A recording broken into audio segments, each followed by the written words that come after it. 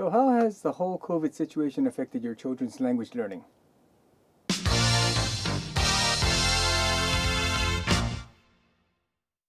Welcome everybody to AskTetsu, where I share my pro tips on raising bilingual and multilingual kids. I have a lot to share with you based on my upbringing in 10 languages and my experience raising my now 4 kids in 5 languages. So, in order to follow their progress, I urge you to subscribe right now. So for those of you who follow our adventures know that in our family we raise our kids in 5 languages. That's English, French, Japanese, Mandarin, and Spanish. And we spend 8 months of the year here in Quebec. They go to a French school, and there's also a lot of English here in Canada, obviously. And in the house, I speak Mandarin to the kids. My wife Yuko speaks Japanese to the kids, and we have a Mexican au pair who speaks Spanish to the kids. So that's the 5 languages how we allow our kids to speak them. Now, every year we spend 8 months here, 2 months in Japan, in Nagasaki, and then another 2 months in Taiwan. So that's around end of April we would go normally, up to about end of June, and then we spend July, August in Taiwan and come back. So that's our normal pattern, but this year, due to the whole COVID situation, my wife, 3 kids, and the au pair went to Japan on March 19th. And then we had our 4th baby over there. So on April 10th, we had our little Nina, the 4th baby. Now, they're in Japan, so obviously there's a lot of Japanese, and with our au pair, there's a lot of Spanish. And we're not too worried about English and French, given that when they come back in August, they're going to have a lot of input. But we have been noticing that, given that I am still here in Canada, the kids don't have any Mandarin input, or they haven't had any Mandarin input from around mid-March to mid-March to mid-May. And especially for my second son, or my 3rd child, Akila I think his Mandarin has started to deteriorate a little bit. So we were kind of worried, and that's right around the time when the Taiwanese government announced that they would not be allowing any foreigners to come into the country before October. So that sort of breaks our plan, because normally I was supposed to go in around the end of June, go to Japan, pick the guys up, and go to Taiwan for another 2 months and bring them back, but that's not happening. So the first thing we did was this. Take a look. 说1、2、3、4、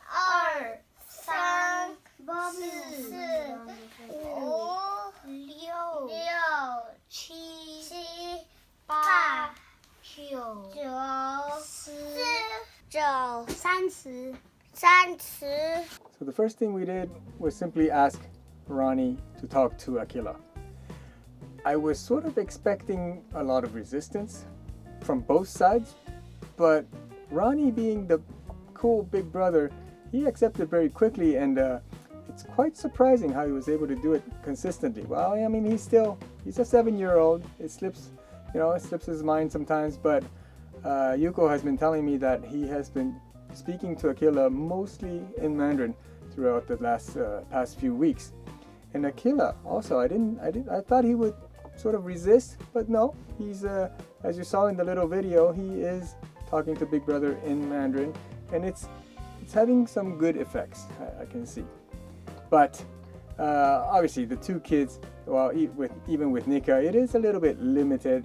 And now that the whole situation, the COVID situation, has become better over the past few weeks, we've decided to add another strategy, and that is to look for babysitters. So Yuko was able to go online and find this ad space where we could, put up an ad to look for babysitters. And the first person we got was a Taiwanese girl.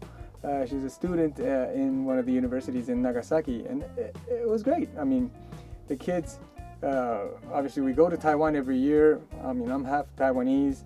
It was great that our first babysitter was Taiwanese, so that the accent, the language itself is very familiar to the kids. And we had her And immediately the kids loved her, so that was fantastic. It started off very well. So take a look. 那个是弟弟。哇，都是弟弟。那弟弟要放哪里？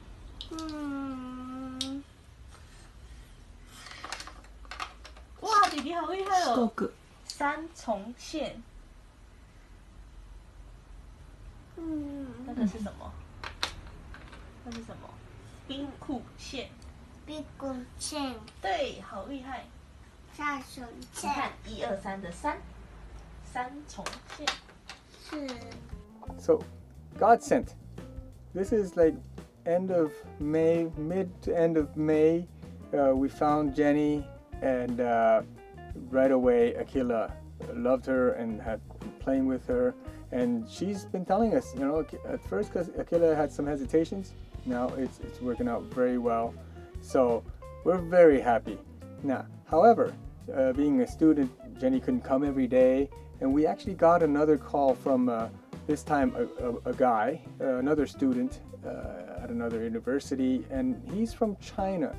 And I thought to myself, it would be great also for our kids to learn the Chinese accent and different expressions that they use from China. So we also took him up. We did an interview, and great guy, and we're just lucky that way. We find these people, these young folks. They play with the kids, they speak with the kids, and it was a lot of fun. So here's a clip of Gu talking to Ronnie. 有没有信心啊？什么？信心。信心。什么意思？就是，怎么说呢？就是有没有把握？就是感觉自己可以，你可以学中，你觉得你可以把它学好吗？可以吗？就是意思就是信心的意思呢，就是你觉得可以。比如说，你看玩游戏对不对？对。就比如说你拿这个打弟弟，是不是你有信心打中他？意思就是你可以用这个打中你弟弟，就这个意思。所以这个叫信心。知道了。对。So just as expected, Ronnie had some difficulty understanding Gu right away. It is both due to the accent, but also due to the vocabulary is a little different. Yes, so Gu was asking Ronnie if he was confident that he would be able to beat Akila in this game or something. But the word confidence here that he used was 信心, and he tried to explain it a different way with another synonym, 把握. But I've always taught Ronnie with the word 自信, which comes, I think it's closer to Japanese, and that's probably why I use it a lot. And it's used quite a lot in Taiwan also. All three are used, but just the frequency is different, I guess. And I always use 自信 with Ronnie. So he didn't know 信心 and he didn't know 把握. And it was fun that Gu was able to explain everything to Ronnie. Well, of course, everything in Mandarin, and they got along well, and Ronnie understood everything. And now he's picking up on Gu's accents. And so it's been a few weeks now. Gu and Jenny, they come at different times during the week, and we would have kids would have about 5 or 6 days worth of exposure every week. So that's going to be good. It's not as good as actually being in Taiwan, unfortunately, but I think it is the next best thing. So they will have tremendous exposure with Gu and Jenny, and have fun and learn a lot from them over the next 2.5 months. So there you go. Those were the 2 strategies that we've implemented over the past few weeks for our kids. One is for Ronnie to speak in Mandarin with Nika and Akila, and also hiring babysitters to come in 5-6 times a week to play with the kids and just use Mandarin all the time. What do you think?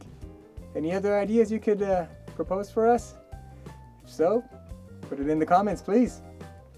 Otherwise, as always, thank you for watching my videos, and until the next video, please check out the other ones below, and I'll see you next time.